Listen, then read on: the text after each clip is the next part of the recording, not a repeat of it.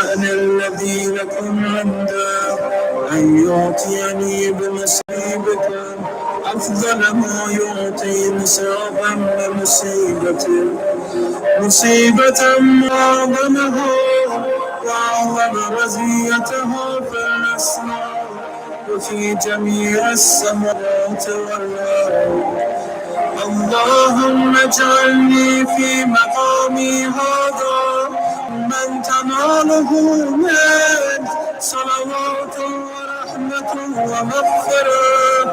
اللهم اجعل محياي محيا محمد وآل محمد ومماتي ممات محمد وآل محمد. اللهم إن هذا يوم تبركت به بنو أمية وابن آكلة الأكباد، اللعين ابن اللعين على لسانك ولسان نبيك صلى الله عليه وآله. في كل موطن وموقف وقف فيه نبيك صلى الله عليه وآله. اللهم لعن أبا سفيان ومعاوية ويزيد بن معاوية عليهم منك اللعنة أبد العابدين. وهذا يوم فرحت به عاصية وآل مرحوم بقتلهم الحسين صلوات الله عليه. اللهم فضاعف عليهم اللعن منك والعذاب الأليم. اللهم إني أتقرب إليك في هذا اليوم وفي موقفي هذا وأيام حياتي بالبراءة منهم واللعنة عليهم وبالمغالاة لنبيك وآل نبيك عليهم السلام. اللهم لعن أول ظالم ظلم حق محمد وآل محمد وآخر تابع له على ذلك. اللهم لعن العصابة التي جاهدت الحسين وشايعت وبايعت وتابعت على قتله. اللهم لعنهم جميعا. السلام عليك يا أبا عبد الله وعلى الأرواح التي حلت بثناء. عليك مني سلام الله أبدا ما بقيت وبقي الليل والنهار ولا جعله النار آخر العهد مني بزيارتكم.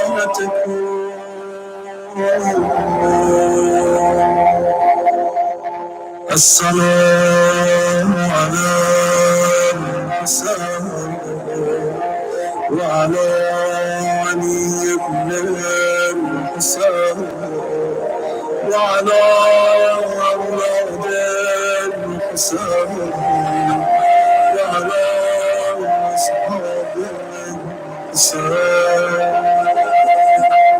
اللهم خص أنت أول ظالم للعن مني وابدأ به أولا ثم العن الثاني والثالث والرابع.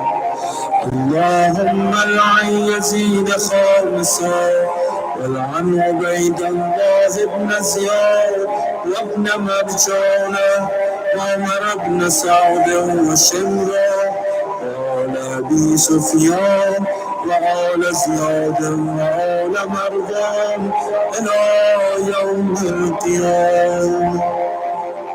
اللهم لك الحمد حمد الشاكرين لك على مصابك. الحمد لله على عظيم رتيبته. اللهم ارزقني من شفاعة الحسين يوم الظهور، وثبتني قدم صدق عندك مع الحسين وأصحاب الحسين الذين بذلوا نهجهم مع الحسين عليه السلام.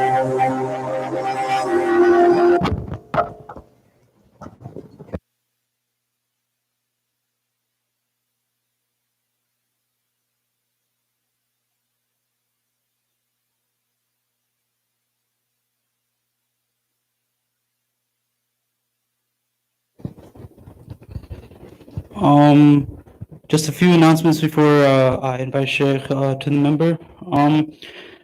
We have our annual poetry slam on the 9th of Muharram. It will be co-sponsored by Hadi Institute and the Light of Guidance. It will be held outside at 10:30 p.m. If you'd like to sign up to recite, please reach out to any one of your favorite Alajal members, or you could sign up on the Alajal WhatsApp group chat link that we sent out. If you haven't, okay. Secondly, we also have a hygiene and cleansing product drive going on. We're partnered with Zaman International. If you'd like to donate products, please reach out to Sister Amr Kazmi, or if you'd like to send money as your donation, you can Venmo Sister Amr Kazmi as well. Alhamdulillah, we have our donation box set up now. So please, for the success of Alajal and the continuation of the quantity of events that we have coming forward this year, please donate to the box or give donations through the Venmo at Alajal Detroit. If there are any questions or issues or concerns, please feel free to reach out to any one of us. Also, before Sheikh gets here, I'd also like to encourage the brothers and sisters to move forward to make room for the people joining us later with a salawat ala Muhammad wa ali Muhammad. Allahumma salli ala Muhammad wa ali Muhammad.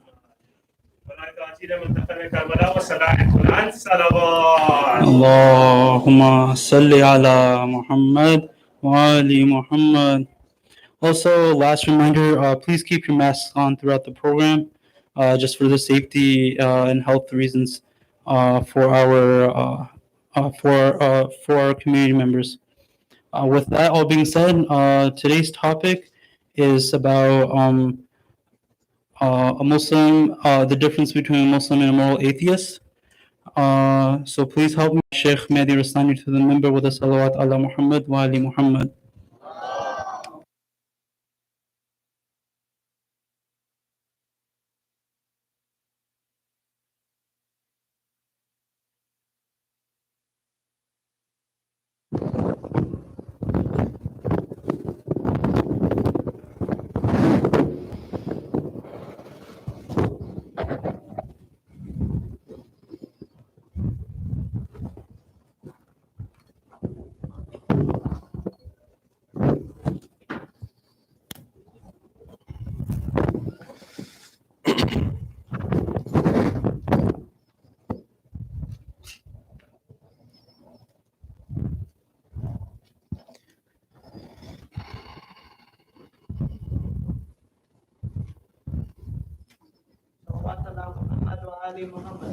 اللهم صل على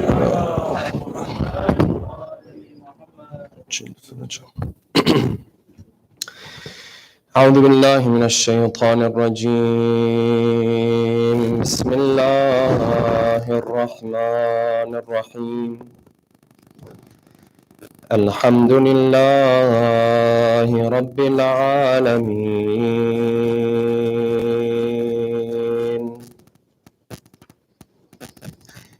والصلاة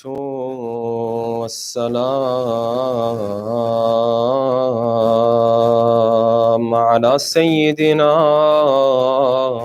ونبينا وحبيب قلوبنا والشفيع ذنوبنا وطبيب نفوسنا أبي القاسم محمد اللهم صل على محمد وعلى أهل بيته الطيبين الطاهرين واللعنة الدائم على أعدائهم أجمعين.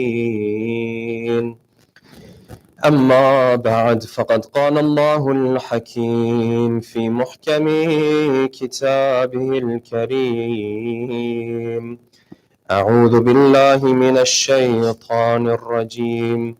إن الدين عند الله الإسلام. صدق الله العلي العظيم. صلوات.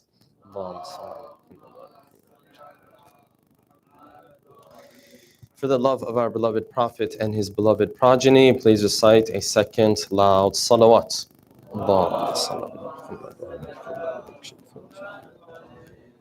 For the hastening in the return of our beloved 12th Imam, a third final loud salawat.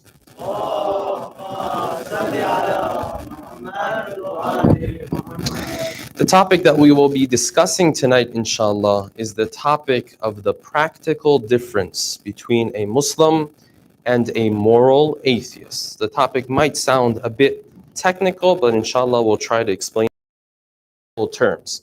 This is a topic that directly correlates and connects with the movement of Imam al-Hussein and these days and nights that we are going through. Because when you look at the words of Imam al-Hussein, when you look at those things that he said before he set out on this journey to go from Medina to Mecca and from Mecca to Kufa and eventually ending up in Karbala, you find one of the reasons or one of the points that he keeps mentioning is the reason why he's setting out on this journey, why he is starting this movement. And what he mentions in particular to his brother Muhammad Hanafiya is that I am not leaving my city of Mecca or Medina in order to create corruption. Inni lam akhruj ashiran wala batira. I'm not leaving to create chaos. I'm not leaving to create disorder. I'm not creating, stirring up this controversy just to be famous, for example. No.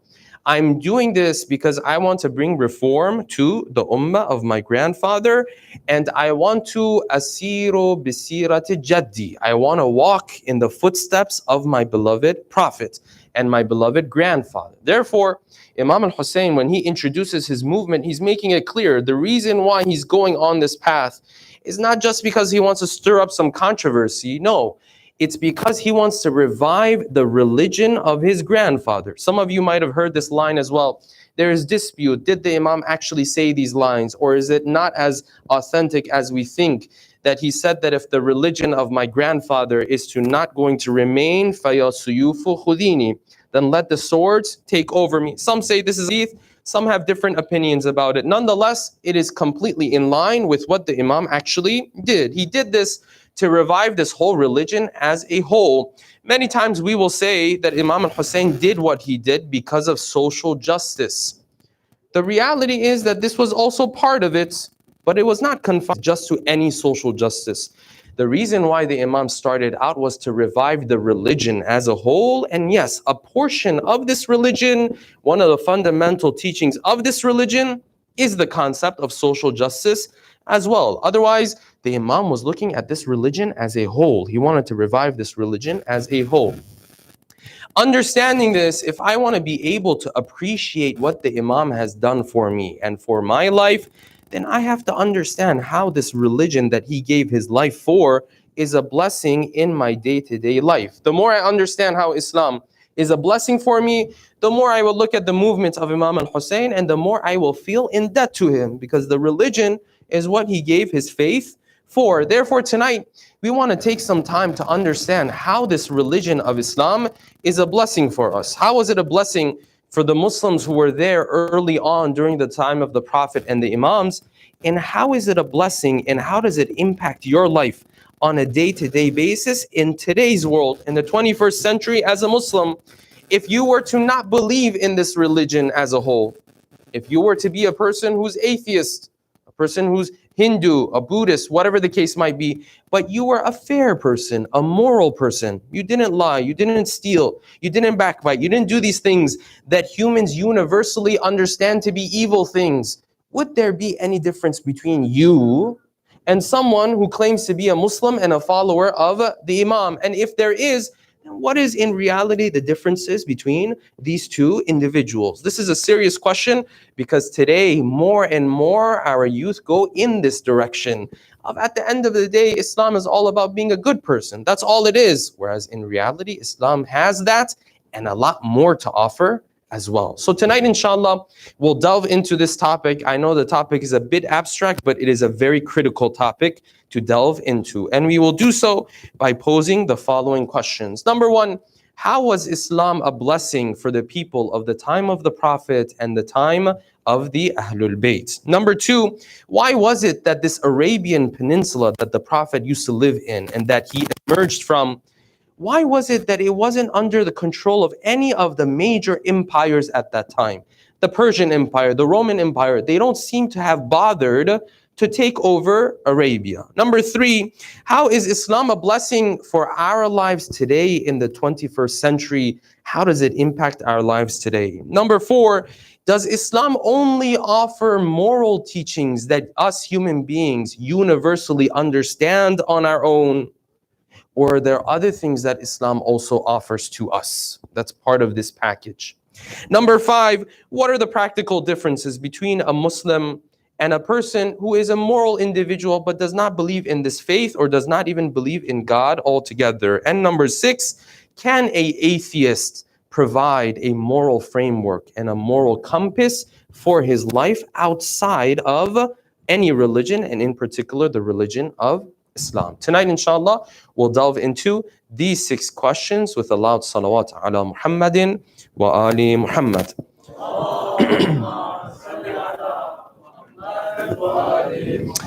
Allow us to begin from here. Islam does not shy away from telling you and I that it is a blessing in your life. We look at Islam many times and we assume that we're doing Islam a favor.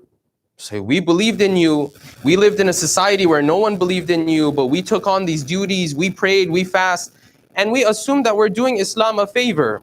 And interestingly enough, during the time of the Prophet, there were those who used to come to the Prophet and used to say this as well. They used to say, Ya Rasulullah, what is Islam going to do for us now? We believed in Islam. We accepted your message. We acted upon the teachings of Islam. What is Islam going to do for us? Because Islam is in debt to us. And the Quran is very clear that Islam is never in debt to you. You're in debt to Islam. يَمُنُّونَ عَلَيْكَ أَنْ أَسْلَمُوا. Ya Rasulullah, they will come to you. They will do minnat upon you. This minnat in Arabic is different than the mannat that you guys have in the Urdu language. Yes? Mannat is a different thing. This minnat means that you remind someone that they are in debt to you, that they owe you a favor, that you've done something for them, and you constantly go back to them. You remember that time I lent you $5? You remember that time when you needed lunch, you didn't have lunch, I gave you that lunch? This is what they call minnat in the Arabic language. يَمُنُّونَ عَلَيْكَ أَنْ أَسْلَمُوا. Ya Rasulullah, they come to you, they say, what are you going to do for us? Now that we believed in you, we supported your cause. And the Quran says, بَلِ اللَّهُ يَمُنُّ عَلَيْكُمْ. No, it's the other way around. Islam is asking, what are you going to do for it?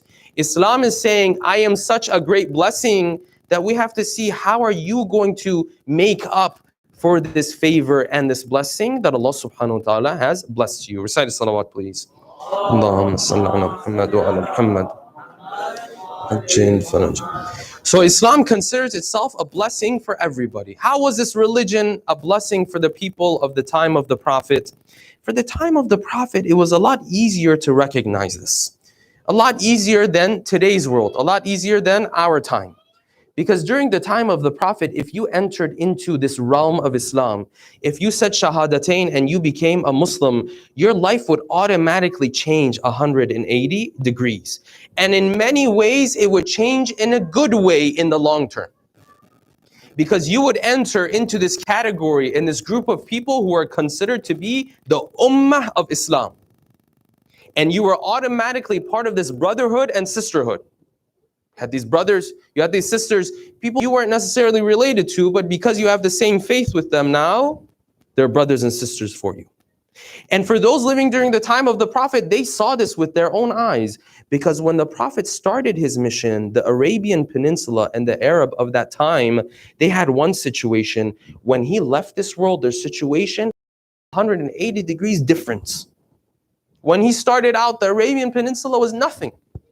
Just a bunch of tribes who attack one another, they murder one another, they steal from the wealth of one another, they steal from caravans that are passing by. This is how they were. By the time the Prophet left this world, this Arabian Peninsula had become a political and social power in the world. There were other powers, but now the Muslims had become a power of their own. And it's very interesting because this peninsula and where our Prophet emerged from, it was such a terrible place, no one even wanted this place. The Roman Empire was there. They didn't even bother to come and take over the Arabian Peninsula. The Persian Empire was there. Romans on the left, the Persians on the right. They didn't even bother to come and take the Arabian Peninsula. Take Mecca, take Medina. They didn't care. Why? Because this land of Arabia in many ways was useless. It was a barren land. There's nothing going on over there. Yes, if you went to Iraq, the land is different. There's some greenery, there's some rivers, things of that nature. Yes, if you go to the left towards Europe and Rome and those areas, it's different. Yes, there are these civilizations and whatnot. But the Arabian Peninsula had nothing at all. And this is why none of these empires ever bothered to come and take over Mecca or Medina. The story of that elephant, the army of the elephants that came, they only came because people were coming and they were worshiping at Mecca, at the Kaaba. And the king of that Yemeni group didn't like this. He said, I don't want this Kaaba to be there. He didn't even want to bother with Arabia. He just wanted to come do what? Ruin the Kaaba so people don't come here. Other than Mecca and the Kaaba, there was nothing going on in the Arabian Peninsula. So much so, heirs wouldn't even bother. And it was such a barren land that you find the kuffar and mushrikeen, when they used to ask for a miracle from the Prophet, they were so smart, they used to ask for water and springs. They used to ask for rivers. You know what they were thinking? They said, this Mecca is such a barren land, we can barely plant anything here. We can barely grow anything here. Let's ask Muhammad for a miracle. We won't really believe in him at the end of the day anyways, but he'll make the miracle happen. We'll end up with a river or a spring in Mecca. It was a very smart way of thinking, actually. That's why when the Prophet would ask them, say, why don't you believe? They used to say, yes, Ya Rasulullah. You have to do what? You have to make these springs flow in Mecca. And deep down they were thinking, oh, he's going to fall for it. He's going to make it happen. We're not going to believe in him. But hey, we made a profit at the end of the day. We're walking away now. We have a spring in Mecca. Why? Because if you had water in that area of the world, you had struck gold. That's how barren that area was. And yet beautifully, somehow, out of this barren land, this land that is worth nothing to those empires at that time, came a prophet that brought a book that those greatest civilizations could not produce. You think about the Quran, you think about the Islamic culture, you would have assumed that if someone like our Prophet would have emerged, he would have emerged out of these huge empires that have, the scholars of the world, and they have the Platos of the world, and they have the Socrates of the world, and they have these great intellectual thinkers. And yet our Prophet came out of where? He came out of Mecca, where there wasn't even one school. Meanwhile, other places, they had these intellectual thought and these castles and these kingdoms. And our Prophet and this Quran came out of where? It came out of the middle of the desert. So the Prophet took this land that was worth almost nothing, and he had it reach a point by the time he was leaving this world that it became a power in the universe, a power on earth. Now, it wasn't just the Roman Empire and the Persian Empire. It was the Romans, it was the Persians, and it was the Muslims as well. Completely different situation. So for the time of the people, for the people of the time of the Prophet, this was very clear. Islam was a huge blessing because they went from being nothing to become this major power. Even in Medina, when the Prophet was coming and he was entering into this city had so much conflict, so much disorder and chaos in it. Tribes were killing one another for years and years. And in fact, when you look into history, this is one of the main reasons why they asked the Prophet to come to Medina. They said, Ya Rasulullah, we believe in your message. If you can come to Medina, if you can bring these two groups together, we would appreciate it, because Aus and Khazraj, they're going at each other's throats. We don't know what to do. Can you please come to Medina? This is actually the reason why the Prophet, or one of the reasons why the Prophet came to Medina, and they made that invitation to them. And then he unified these groups, so much so that the Quran says, remember those days when you wanted to kill one another, but Islam brought your hearts closer to one another. For them, it's clear how Islam is a blessing. Yes? All of this we understand. The time of the Ahlul Bayt as well, because you look, Islam continued to become a bigger power and a bigger power during the time of the 7th Imam, 8th Imam, 9th Imam.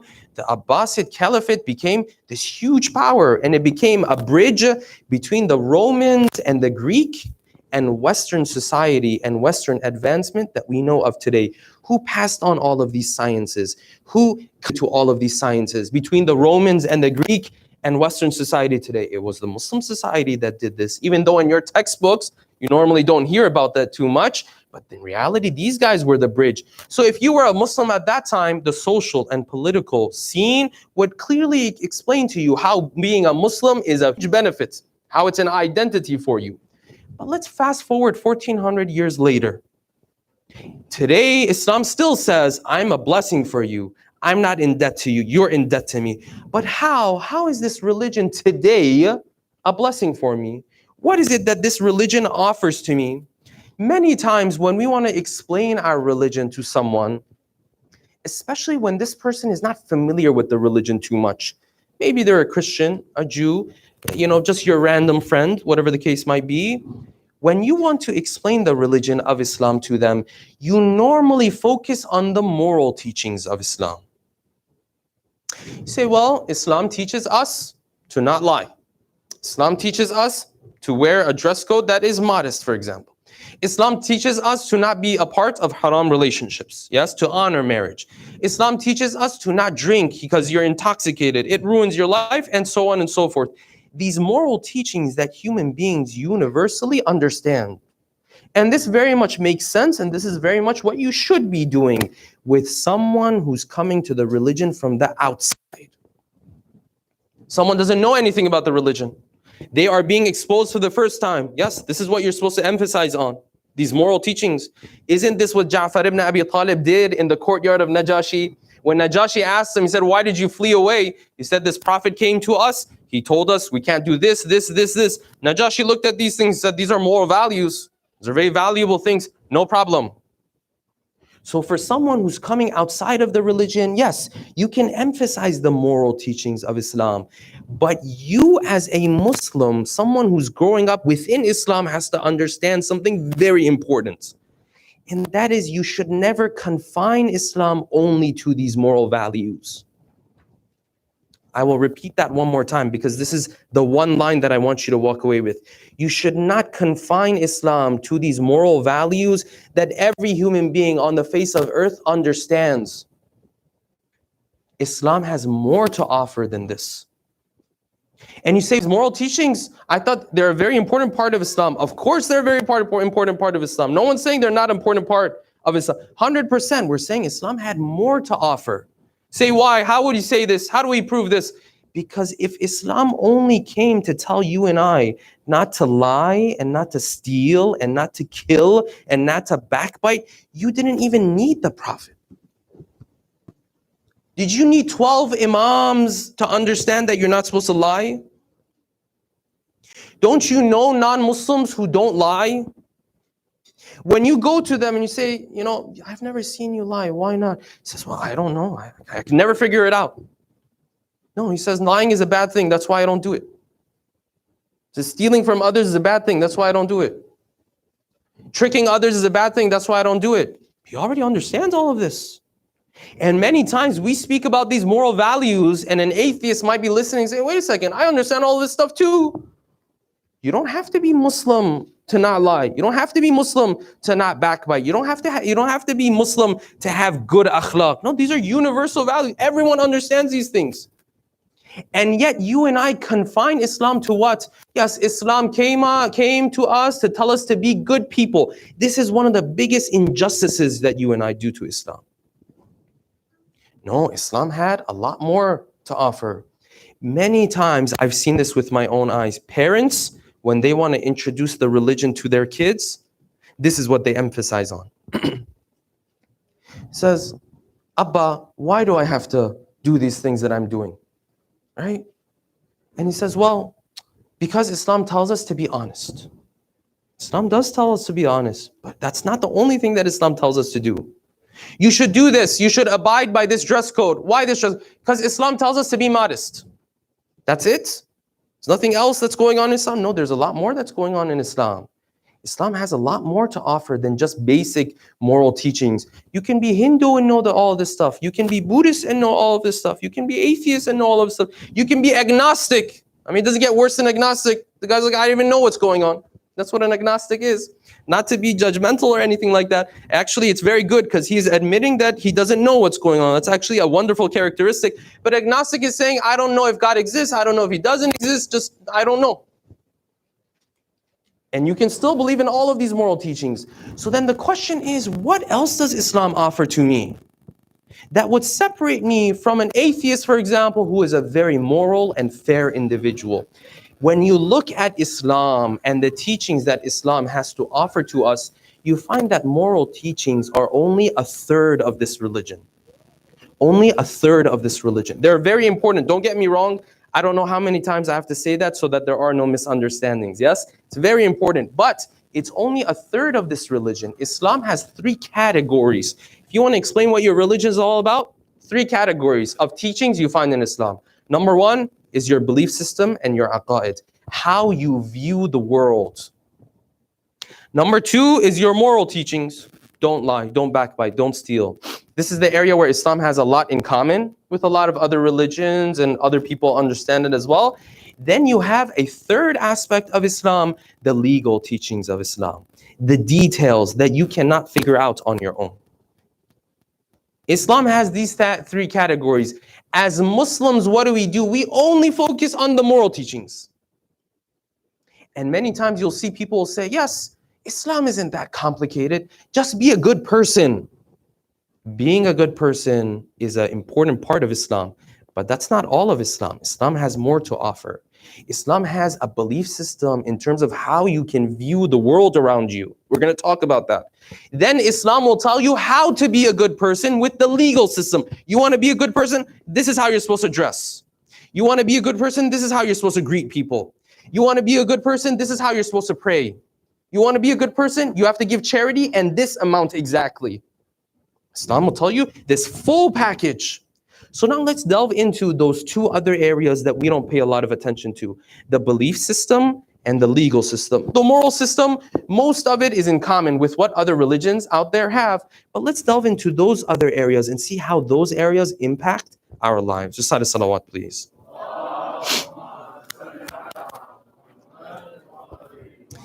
The first thing that you understand in the belief system in Islam is what it has to do with how Islam portrays God.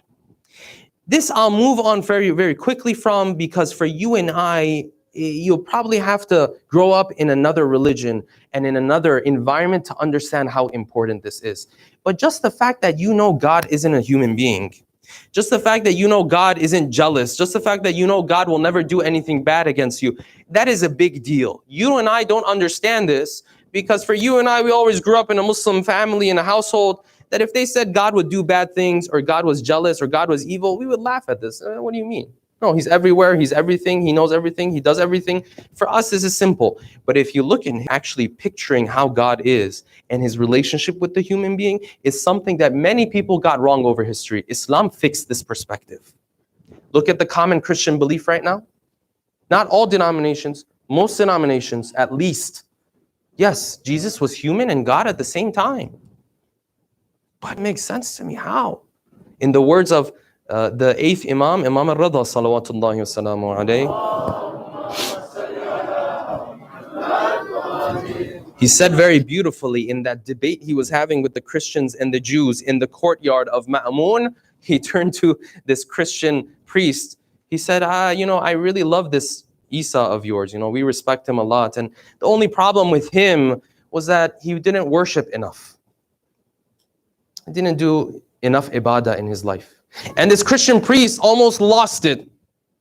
He said, no, what are you talking about? He was always worshiping God, and he was always in ibadah, and he was always praying and fasting, and his nights he was praying, and during his day he was fasting. He was always worshiping God. And Imam Rida told him, if he's God, then who was he worshiping then? If he's God himself, and who is he worshiping? Yes, I know Isa alayhi salam used to worship a lot. But you see the problem you have when you picture God in this way? I will leave this one apart for now because we want to talk about those practical differences. Number one, say, what difference does it make? I'm Muslim or I'm just a good person? Number one, as a Muslim, your belief system allows you to believe firmly that everything in this world has a purpose. If you do not have the framework that Islam gives you, if you're an atheist, just a good person, you cannot believe that everything in this world has a purpose. Yes, you can go on your Instagram account and say, yes, everything happens for a purpose. You can do that. But can you really believe that? Is there any framework to substantiate that, to support that? No. But you as a Muslim, you know everything has a purpose. That's one of the most important parts of your faith. It's one of the most important tenets of your religion. If something horrible happens in the world, as difficult as it is to deal with that thing, at the end of the day, this keeps you sane. So at the end of the day, there's someone up there, he's doing his plan. Someone up there, he's running the show. But if you don't have this framework of Islam, can you say that? If you just want to make yourself feel better, you can say it. But can you really believe in it? No. Who said so? If there's no God, there's no creator, there's no intelligent design, there's no plan, what do you mean everything happens for a reason? Why? How are you proving that? As a Muslim though, you have a framework to believe in that. This is why you find in Surah Al-Fatiha, we say what? Alhamdulillahi Rabbil Alameen. Praise be to the one who nurtures me. What is nurturing? Rab, Rububiyyah, Tarbiyah. What does this mean? This means that he's there every step of the way. He didn't just create the world like a clock and set it aside, and it's just running on its own. No, every step of the way, he's intervening. You as a Muslim believe every step of the way, he's running the show. He's going based on the plan. Many parts of the things that happen in this world are terrible, but at the end of the day, say there's some purpose for it. But as an atheist, can you believe that? No. Go and take a look at what atheists say about this. You ask them, you say, okay, so what's the purpose of our lives? Not creation, because the guys don't believe in creation, yes? What is the purpose of our lives? One of them will say, the purpose of life is to do the things that you love. How weak of a response is that? It's like if your hobby is, I don't know, knitting, or your hobby is, I don't know, drawing or painting or, playing soccer or basketball, whatever the case might be, that's the purpose of your life. And you get so happy when you're doing this work. This is why it was created. This whole thing was because of something as small and silly as this. Some of them will say, no, this is the wrong question to answer. Why does it even matter if something has purpose or not? Because if something doesn't have purpose, people will start taking their lives. That's why. When you live a life, when you're going through difficulty and there's no purpose to it, what do? You sit there and say, what's the point of all of this? Na'udhu billah, this person doesn't have a strong sense of purpose, he might just take his life. Not to say everyone who does that is not religious or doesn't have strong Islamic beliefs. I'm not saying that, yes? If someone has these thoughts or knows someone that has these thoughts, they have to get professional help for it, yes?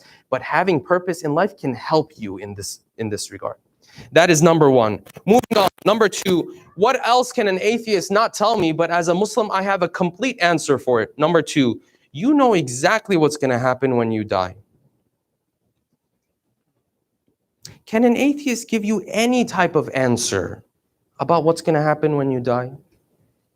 And by the way, this is one of those concerns and worries that all human beings have. Everyone at one point of their life or another has thought, when I die, what happens? My body, I see it. My body, it falls there lifeless, they bury me. But what happens to me? What happens to who I am? What's going to happen?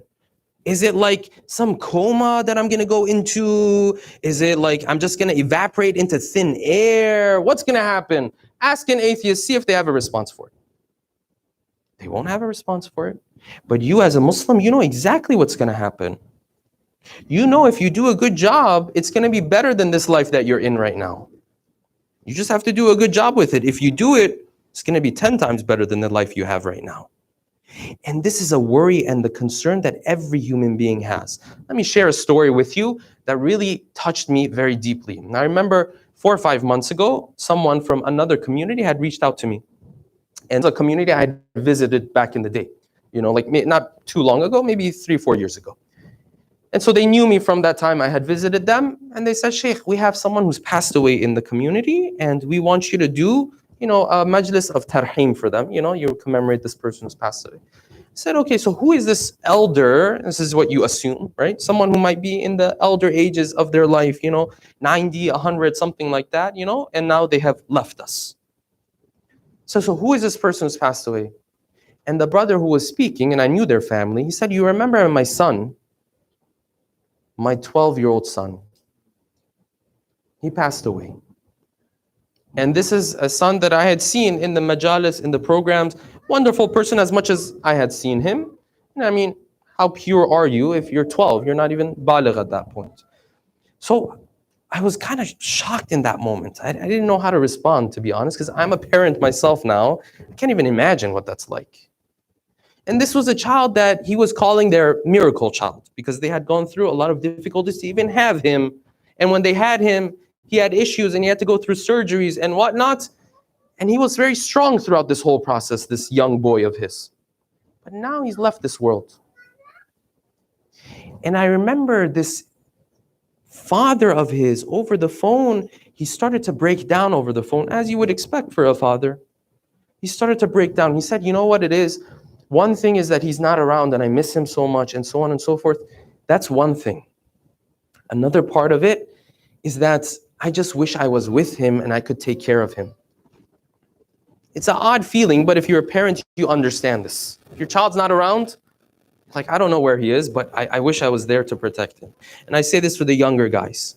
When you just go off and you think, yeah, it's fine, everything is fine, your mother and father are worried about you. And when you become parents yourself, you'll realize this, how worried they were about you. Right now, you may not be able to understand fully. Just make sure you're constantly in touch with them. Make sure you comfort them. Because when they're worried about you, it's a valid worry that they have. He said, you know what it is? I mean, the fact that he's not around is one thing. The fact that I'm not there to take care of him is another thing. But take a look at how Islam pictures this moment for you. How easily you get to cope with this situation because you're a Muslim. Why? Because when you look at Islam, Islam paints a picture that even though your parents aren't around, there are people who are more merciful than your parents who are taking care of you when you die. And this is where I shared this hadith of Imam al-Sadiq, salawatullahi alayhi, with him.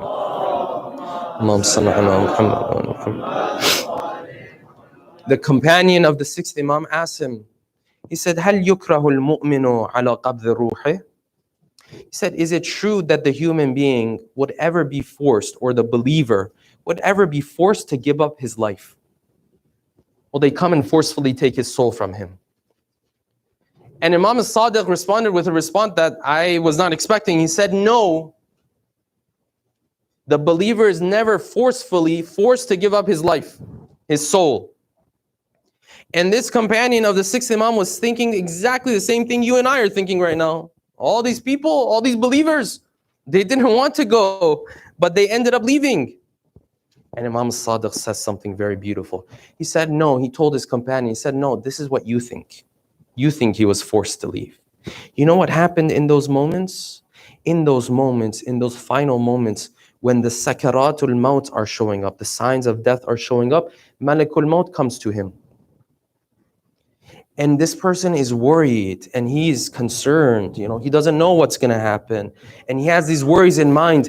And Malakul Maut turns towards him. He said, La ana abarru bika min walidayk. He turns to this believer, he says, you have nothing to worry about. I am more merciful to you than your own mother and father. You have nothing to worry about. I'm going to take care of you. And then the hadith continues that Malakul Maut shows to this person who is dying what Allah subhanahu wa ta'ala has prepared for him. And then Malakul Maut asks him, he says, now that you saw what we have prepared for you, and now that you see the Ahlul Bayt are waiting to greet you, do you want to live or do you want to come with us? And the hadith says, he himself says, I want to go with you. And Imam Sadiq says, there is no soul of a believer that's ever taken forcefully. But all of this is in the framework of what? Of Islam. If you're not a Muslim, then how can you know what happens? You go ask the average atheist, what will they tell you? So we don't know. Most of them, you know what they tell you? They say it's just like before you were born. Before you were born, did you feel anything? No, you weren't even born yet. They say, you know what? It's just like that. It's like a coma. Coma for how much? For how long? Forever. Very interesting. They asked Christopher Hitchens. Christopher Hitchens is one of these 4 main atheists of this day and age. They're called the 4 horsemen. You can Google them later. Yes, they consider themselves the leaders of thought and intellectual, exercise and all that kind of stuff. You can Google them later. He's one of them. Christopher Hitchens is one of them. They asked them, they said, well, if this is what you believe about death, if someone is dying and they are on their deathbed, and they ask you to come and sit by this person, what are you going to tell this person? Because when you sit by someone who's leaving this world, you comfort them, right? It's like, don't worry, inshallah, it'll be fine, all this kind of stuff. I mean, you're an atheist, you don't even believe in anything else. So what would you tell him? You know what he said? He laughed. He said, I probably shouldn't be the one sitting beside his deathbed, because I don't have anything to tell him. What am I going to tell him? You're going to be in a coma. What hope is this? But as a Muslim, you know exactly what's going to happen. Recite a salawat, please.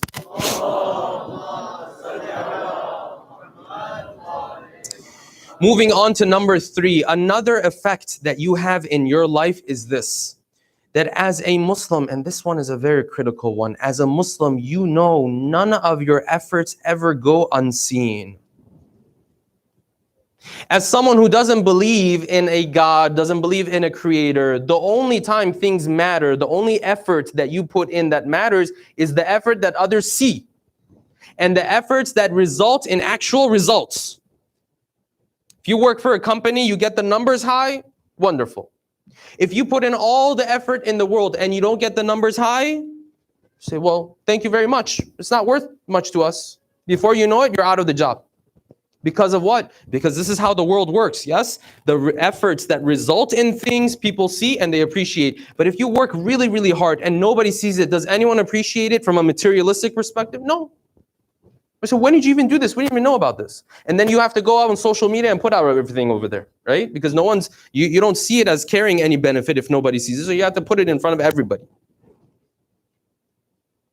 But as a Muslim, you know that even when there's no one watching and there's something you have to do that's a good thing, you know someone is watching in those moments.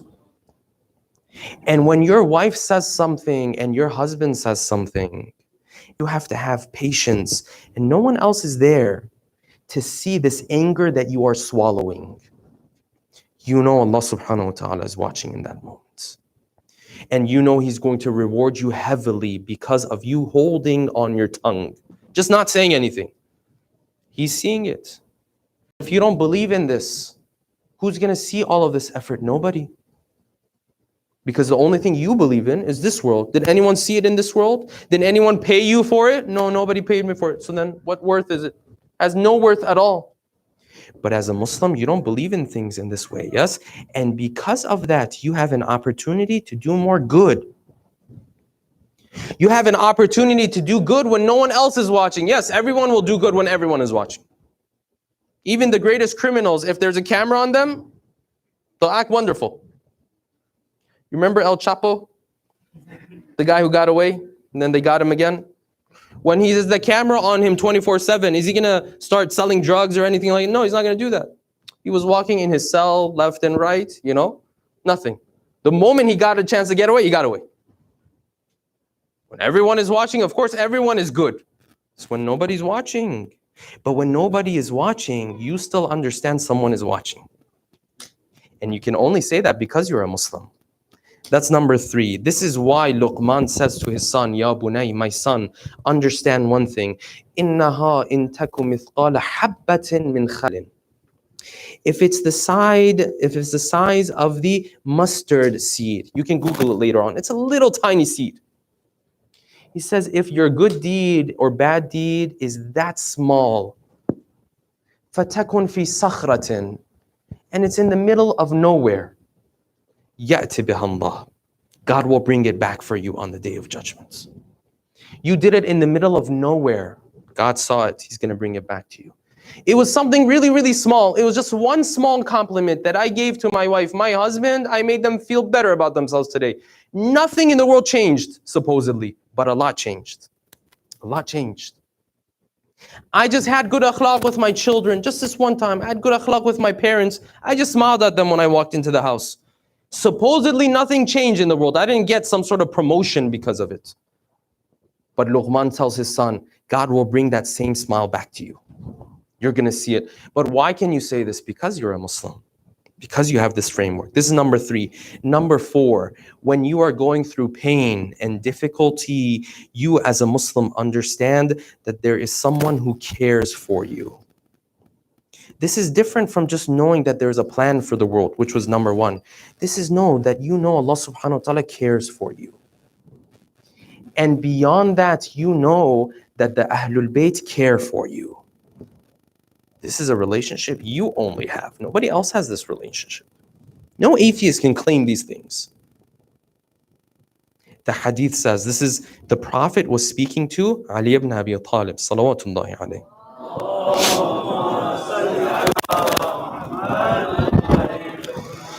He said, Ya Ali, aninul marid tasbihun. He said, the whimper and the cry of the ill in the middle of the night, Allah subhanahu wa ta'ala sees it and He cares for it and He considers it an act of worship. Allah subhanahu wa ta'ala is right there. Aninul marida tasbihun wasiyahuhu tahlilun. And when he has, sometimes people are in so much pain, they cry out of pain. Yes? They scream sometimes out of pain. He says that scream, I will count it as tahleel. Tahleel is when you say la ilaha illallah. I'll count it as act of worship for him. I'm there, right there with him. And then the hadith of the 8th Imam, salawatullahi wassalamu alayhi.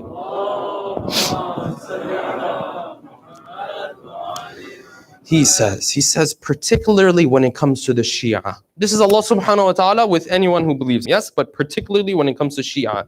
He says, Ma min ahadin min shi'atina yamrad. He says, there is no person from amongst our Shia who becomes sick illa maradna li maradihi, unless that we become sick because of his sickness. What is the Imam saying? Means that we are right there with his pain as well. Doesn't mean he becomes sick as well. It means it's almost as if it's happening to us as well. It says there's no Shia who becomes sick unless that we feel like we have become sick with him. إِلَّا مَرِضْنَا لِمَرَضِهِ وَلَا اغْتَمَّ إِلَّا اغْتَمَمْنَا لِغَمِّهِ. And he never becomes sad unless we become sad with him. This is this relationship. When you're in pain and no one cares for you, you know someone's out there who cares for you. But can you say this if you're an atheist? No, not even close. This is the belief system and the practical differences that it brings to our lives, yes? Then you move beyond it, you move on to the legal system, and inshallah I'll be wrapping up soon. The legal system of Islam, the do's and the don'ts. You might say, well, what practical difference does this make in my life? Everyone knows how to pray. Everyone, for example, knows they're supposed to give charity and be nice to other people and all of that. Yes, everyone knows that. But not everyone knows how to do these things. Not everyone knows to what extent is absolutely necessary, to what extent is good. If you do it, you do it. If you don't do it, you don't do it. Drawing the line, where do you draw the line? Everyone will say charity is good. But if they ask you and I, you say, yes, charity is very good. Only $1 though. More than $1, I don't think more than $1 is necessary. But Islam will come and say, no, there's more than $1 that's necessary. You have your zakatul fitra, you have your khums, you have your kafarat that you might have to pay. You have to pay for your family, your wife, your parents in certain situations, so on and so forth. These are the ones that are absolutely necessary. And then beyond it, it's good, but it's mustahab at that point. Who will tell you this? Islam will tell you this. The relationship that genders have with one another. Anywhere you go in the world, well, not anywhere in the world at this point, but most places in the world, they will tell you that if people are married, then they should not be part of other relationships, yes? It's frowned upon. At this point, you have to say most parts of the world, unfortunately, yes?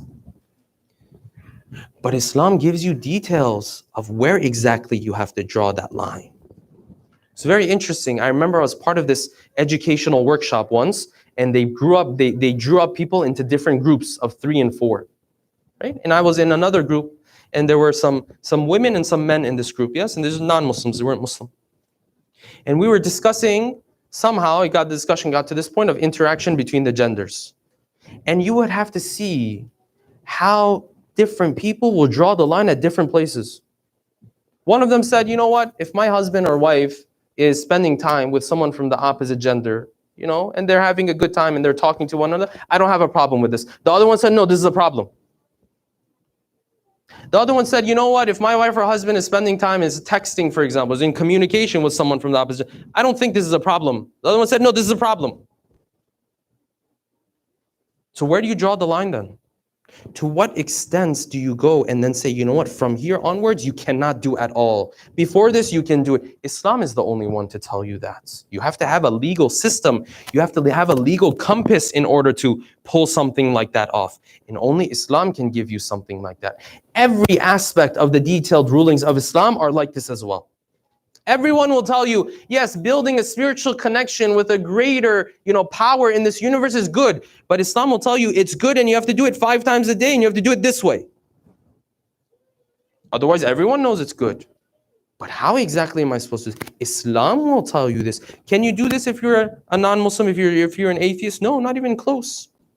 And this is why today you will find, this is one of the biggest arguments against atheism today, though it does not prove or disprove the existence of God technically, but it shows the effect of believing in God. And that is, if you're an atheist, get your moral compass from. Yeah, basic things everyone understands, but the details, how are you supposed to live your life? You don't even know how you're supposed to live your life. You just go based off of whatever feels good to me. This is why famous atheists like Sam Harris, he's another one of the 4 horsemen. Yes, Sam Harris. And then you have Richard Dawkins, Christopher Hitchens, and a 4th one. I can't remember his name right now. You can look it up later. He wrote this book, came out just 5-6 years ago. What was this book? This book was all about explaining how science can tell you what to do and what not to do in life. It can explain to you your moral compass. This was his claim. A lot of you, like me, we're scratching our heads, like, how is this possible? He said, yes. Pay attention, this is delicate, and I'll be wrapping up, inshallah. He said, you know what? Science can tell you what will bring you the most happiness in life and what won't bring you the most happiness in life. Those things that bring you the most happiness in life, those are good things, you should do them. Those things that don't bring you the most happiness in life, you shouldn't do them. But the question is, how am I supposed to know what brings me happiness, what doesn't bring me happiness? If I was God, I would know. I had unlimited knowledge. Like I said, this act brings me the most happiness, therefore I'm supposed to do it. But science can't tell me that. Science 50 years ago was telling me one thing, today it's telling me something different. It grows. There's no problem in that, it grows. And as it grows, you have to act upon it. Yes? But science can't tell me how to draw up my life. Because science doesn't know everything. Science is still trying to figure out stuff. He said, yes, you'll ask science what will bring you happiness in life and you'll do it. Oh, Habibi, that's very easy. You know what it's like? Imagine you had 10 stocks to invest in, and I told you, you know what? It's very easy to make a lot of profit with these stocks. All you need to know is which stock is going to grow the most. Well, of course, if I knew that, I'd be Warren Buffett. It's very easy, but the problem is I don't have that knowledge. Who has that knowledge? Oh, God has that knowledge, and He gave that to you in His religion. But no, you don't want to believe in it though. These are the practical differences between someone who is simply a moral individual and someone who embraces the faith of Islam. Let us take our hearts, inshallah, to the plains of Karbala and commemorate the dear companions of Abu Abdullah, and in particular, this dear companion of Imam al-Hussein, who was none other but Habib ibn Mudahir. They say that as Imam al-Hussein came closer and closer to the plains of Karbala, there were people who were joining this caravan. And finally, when they settled in the plains of Karbala, they felt like the caravan of Imam al-Hussein still is not complete. Why is this? Because Hussein had written a letter to a very close companion of his and his father's and the Prophet's. He had written a letter to this Sahabi Habib ibn Mudahir, this old man. And the narration in history tells us that the letter read from Hussein ibn Ali to Habib ibn Mudahir al-Rajul al-Faqih, the old man, the old companion of my father and my grandfather. And the letter is a very short letter. It's only a couple of lines, but it's a very beautiful letter because in it, Habib is told by Imam al-Hussein, "Oh Habib, I don't have to tell you who we are. I don't have to tell you who our family is. Come and give your life for the cause of Allah." And the history says that this letter was written to Habib ibn Mudahir while he was still in Kufa. Habib was one of those who joined the Imam from Kufa, unlike the others who joined the Imam on their way from Medina and Mecca. And Habib ibn Mudahir opened this letter, and you can just imagine the moment he sees the loneliness of Hussein. How lonely is Hussein? And how much help does Hussein need that he has to write this letter to this old man to come and fight for him? And you can imagine the moment Habib ibn Mudahir opened this letter, maybe tears started to flow from his face because he saw the handwriting of the grandson of the Prophet. This is that grandson of the Prophet that the Prophet used to kiss all the time. The Prophet used to honor all the time. And now he's in a situation where he has to fight for his life. And he is so lonely and so gharib, he has to write to this old man, Habib, to come and ask for help. He says, the narration says he took this letter, and when his wife came home, he approached his wife and he wanted to test his wife. And he said, "You know what? Today I received a letter from Hussein and he's asking for my help. But what do I have to do with Hussein? I'm an old man anyways. What can I do for Hussein anyways?" And then the narration says that this wife of Habib ibn Mudahir said, "Habib, how dare you do something like this? The son of Fatima is asking you for help. How could you withhold your help from the son of Fatima? When the son of Fatima asks you for help, you run, you give everything that you have. How could you hold back?" And Habib continued to insist, and he just wanted to see what she was going to say. And she continued to say, "Habib, leave us, leave our family. You go by yourself. If Hussein is calling for your help, then this means Hussein needs your help. You leave us." Until Habib ibn Mudahir, then finally he broke down. He said, "I just said this to test you. Habib, my wife, I'm definitely going to move towards Imam al-Hussein." The narration says that then he put this letter at home. You can imagine those final moments when Habib is saying goodbye to his family. What went through the heart of the wife of Habib ibn Mudahir? And one of the narrations says that she said to Habib ibn Mudahir, "Habib, when you go and you come to Hussein, tell him I couldn't join, but tell him to accept my sacrifice from me. You're my sacrifice. You go, you tell him to accept the sacrifice from me." And the narration says that in the middle of the night, Habib ibn Mudahir, he started to walk and he started to travel during nighttime so that others could not see him. And the troops of Ubaidullah, they could not see him. And they say Hussein had settled in the plains of Karbala, but you can tell something is missing from the caravan of Hussein. Until those moments came where they saw Habib ibn Mudahir from far away. They called out, they said, "Habib ibn Mudahir is coming." And you could see this smile on the face of Abu Abdullah. Until Habib ibn Mudahir comes and he joins this Imam. Imagine Imam al-Hussein at this younger age and Habib with this white beard of his. He comes and he embraces the Imam. And the ghurba and the loneliness of these two individuals coming together in the plains of Karbala. All the way until the night of Karbala and the night of Ashura came around. They say one of the companions overheard Zainab speaking to Hussein. And Zainab said, "Hussein, are you sure about these companions of yours? Even those of them who are left, maybe they turn away from you. Maybe they do to you what the companions of our father did to us. Maybe they're like the people of Kufa." Nafi' ibn Hilal heard this. He came to the other companions, amongst them Habib ibn Mudahir. They gathered around the tents of Hussein. They said, "Hussein, your sister is worried about us." And Habib got up, he said, "Hussein, I will give my life for you multiple times.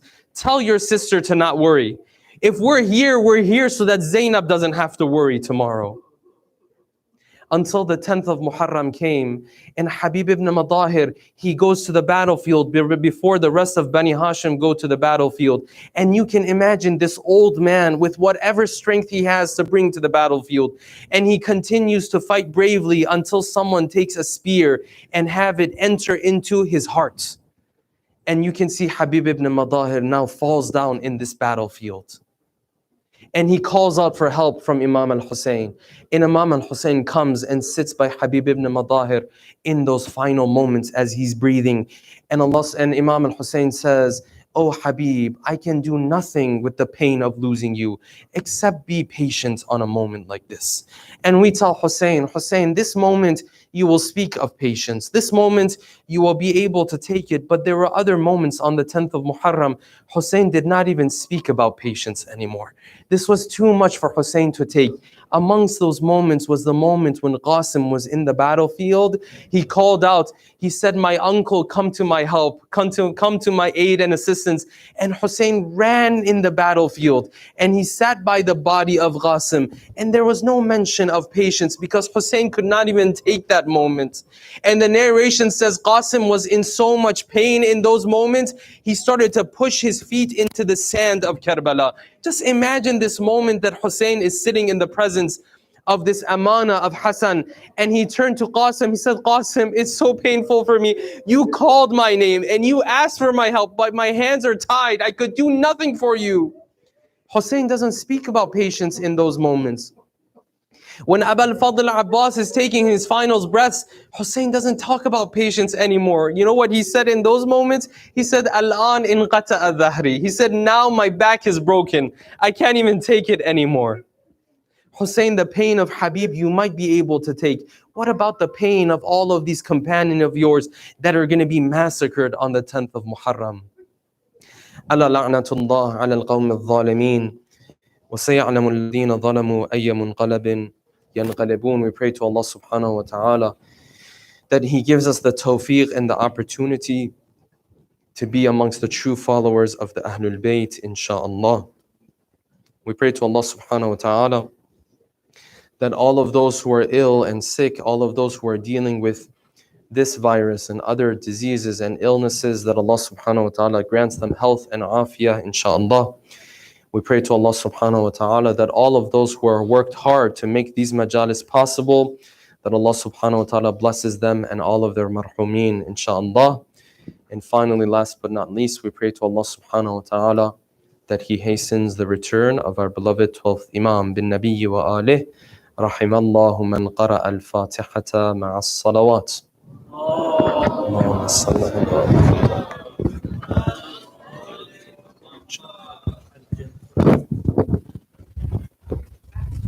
Can you read? Yeah. Just recite. Start reciting. Okay, hold on.